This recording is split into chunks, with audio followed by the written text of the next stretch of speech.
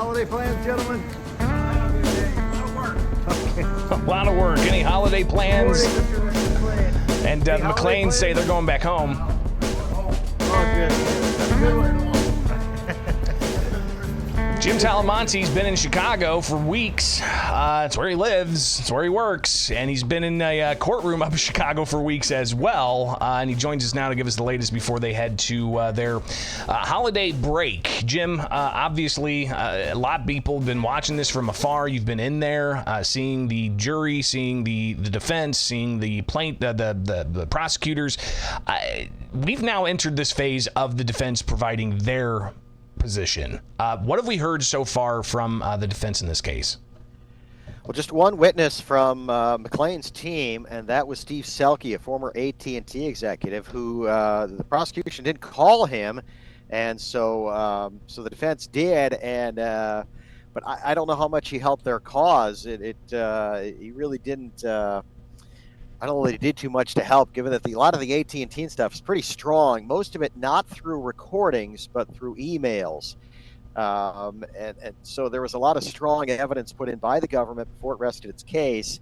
And then Selke came in and testified yesterday. And that was it for McClain. In fact, Patrick Cotter, the lead attorney, rested his case before the judge did his inquiry of McClain to remind him that he had the option to testify. We figured all along he wouldn't, and so at the very end of the day yesterday, after the Madigan team began its presentation, McClain did take the oath and formally say he's waived his right to testify. His lawyers have informed him of the advantages and disadvantages. Routine stuff, but right. It kind of went out of order yesterday. So, so just one witness. Are they going back and forth, or is McClain's defense done? McClain's defense is done. It was one witness. It was over part of Wednesday, and I mean, not even a full day. It was a late start. But boil it down for us. What did you hear was the defense? Did the defense attorneys come out and say this is just regular run-of-the-mill type stuff? Essentially, I think that they were there was, as part of the McClain team's theme, has been that this isn't bribery, that these aren't exchanges, that this is the way things work, and that it wasn't that the AT&T wasn't forced to do this to hire Eddie Acevedo, and that trying to kind of make it sound like that because he was assistant majority leader and part of the Latino caucus, that was his work, was to kind of be the voice in the Latino, that it wasn't a total do nothing, even though he did nothing. It wasn't really a do nothing. So I don't know how effective that was. One reporter in the courtroom said that talking about the first two defense witnesses, Selke from AT&T from the McClain team, and then Andrew Cretal, who was a developer of a project in Chicago that got a lot of attention during the Daniel Solis testimony, the former Chicago alderman. The first two witnesses have done more harm to the defense than help. Wow. And so that was just one reporter stuff, but a couple people agreed with that in the media contingent covering this. But bottom line, you've got McClain not saying, "Hey, it was Madigan. It was all Madigan." He didn't fall on the sword, or not fall on the sword, but didn't throw Madigan under the bus.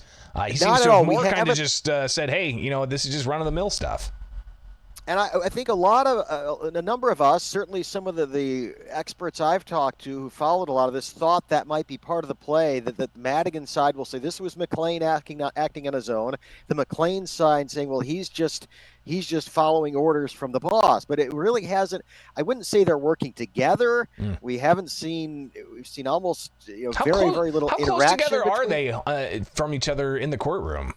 Are they on opposite ends of the table? Tables. Oh, they're on separate tables. Madigan's got his own table with 5 attorneys and himself. Wow. And then the next table over is McClain, but Madigan's kind of at the front end, closer to the judge, and McClain's more toward the back end with his. Yeah. There's been almost very little interaction that I've seen between them. One or two times a brief acknowledgement, but not. We haven't seen them, and perhaps this is intentional, so it doesn't look like they're, conspiring together. But I And thought they've been entering the courtroom separately as well. I mean, you've been there every morning watching them come in and whatnot. They come in from separate directions. McClain comes from the north, and Madigan, and always surrounded by at least a couple of his attorneys, will come in from the south. So that at different times and from different directions they enter, and then go in separately as well into the courtroom. Talking with Jim Talamonti, reporter for the Center Square, in the courtroom of Mike Madigan. Again, Madigan and McClain facing 23 charges of corruption for allegedly using Madigan's public office for personal gain. And the defense has started. So Madigan's defense has started, but as they were revving up, they are taking, how many days of a break here before you have to be back with the jury? Yeah, the jury doesn't have to return until January 2nd. Next week was a planned off week. Then the week of New Year's, the judge is going to have a charge conference, attorneys and parties only, on the 30th, and that's it for that week. Because with the holidays, then you run into Friday, which is an off day, except when we get to deliberations. So, but it will be kind of left hanging a little bit in that the third person called by the third witness called yesterday by the Madigan team, David Ellis, Justice Ellis, as defense attorney Todd Pugh would address him every time. So only in Illinois, I guess, you go from being chief counsel of the speaker directly to becoming an appellate judge. And then being a witness in a corruption case. And it's not just this judge. It's, a sitting congresswoman, a slew of former state lawmakers, not charged and charged, and lobbyists. And, it's pretty remarkable just to see all the names that are popping up here on this. And even those who, Bob Rita, we've been talking about him. Elena Hampton, we've been talking about him. Those names didn't pop up in all of this. I mean, Rita testified for 10 minutes, and then that was requested to be struck from the record. Yes, so it's as if he was never there. Wow. The judge asked the jury that Bob Rita will not be appearing. Please strike that from the record. Wow. He had said everything went through the speaker, but we've had a number of witnesses say that. So I don't know how impactful it really is. But he's just another character in the whole scheme. And all these people from ComEd and AT&T, and you just, I will look. Ever since this trial started, I look at my electric bill a little bit differently. Yeah, how about you? ComEd was just approved for a $600 million rate hike or something like that.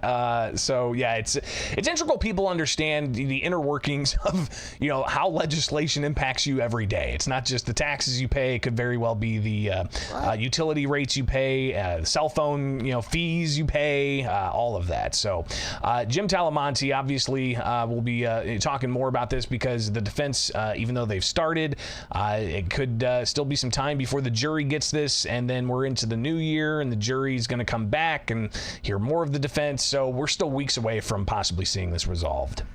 Not too long. I think, maybe. I think the judge was trying to get an idea for closing arguments because he said once deliberations start, he's got other things to schedule in his courtroom. Yeah. He's a pretty busy guy, this Judge Blakey. So I think we're looking at mid-January for deliberations. Wow. And then it's in the jury's hands. And it's just waiting and seeing what happens there. But I do encourage people, read Jim's daily story about what's going on in the courtroom because there's a lot of flavor there, including a juror saying, "Hey, are we gonna be done by Super Bowl? Because I paid a lot of money for these tickets to go see them, and if we're still in, I kind of SOL." If you had asked me a month ago, I'd have said, boy, I think that's in trouble because we were really the Daniel Solis part, which was, again, the big, juicy, especially here in Chicago, all the coverage of but it didn't go as long as we thought it would. The prosecutors were very efficient, and the cross-examination, Dan Collins, Madigan's attorney, so it's going to be a long cross, but it really wasn't that long. Wow. He wasn't on the stand any longer than Fidel Marquez, another convicted former cooperating witness. So it's what a group of characters we've had here. No kidding. Jim Talamonti, greatly appreciate it, and we'll talk again about this in the future, no question. But I'm stunned by your resilience. Because it's not easy. It's not easy hearing all of this, being able to track it all and keep everything straight. So you've done an incredible job. Get Jim's latest at thecentersquare.com. Appreciate it. We'll talk again. All right. Thanks, Greg. It's Illinois in Focus Daily. Like, subscribe, hit that notification bell, and wake up with us each and every weekday morning here as we break down what's going on in the state so you can get your day going right here with America's Talking Network. Get the podcast where you get podcasts. Just search Illinois in Focus and you'll find it. And don't forget the newsletter in your inbox each and every weekday morning with thecentersquare.com.